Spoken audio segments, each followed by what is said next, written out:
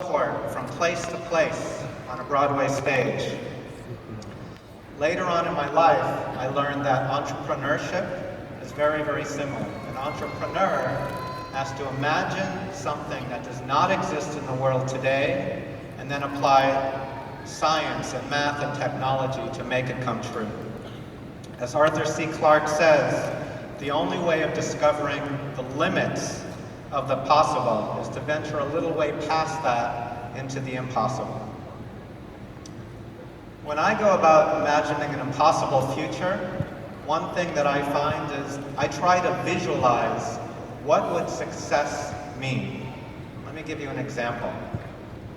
When I started Siri with a few of my friends, Doc Hitlaus and Tom Groomer, it seemed almost impossible that we would succeed.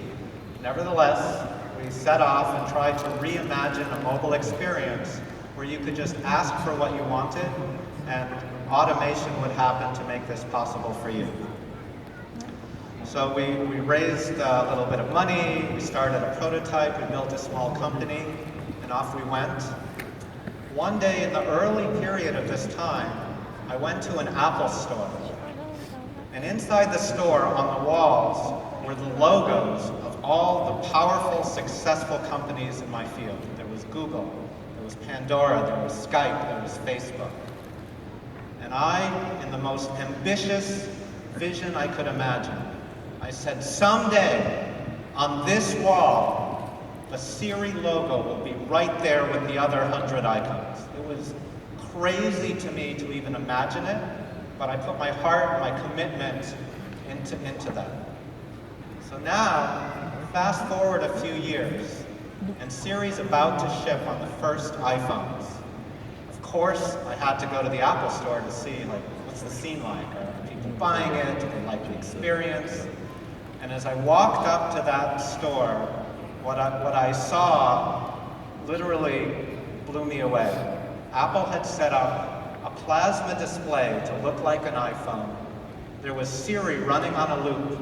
There was a sign saying, introducing Siri. And the juxtaposition of my original crazy vision of wanting to be one icon on the wall, juxtaposed with being the front door of the store, it was like life was reaching out, almost playing a joke on me and saying, see, you tried to imagine an impossible future. I made it came true, and here's even a little bit more. This is something that's happened to me again and again in my life, so I encourage you to try it. When you're setting out on a goal, imagine an impossible success.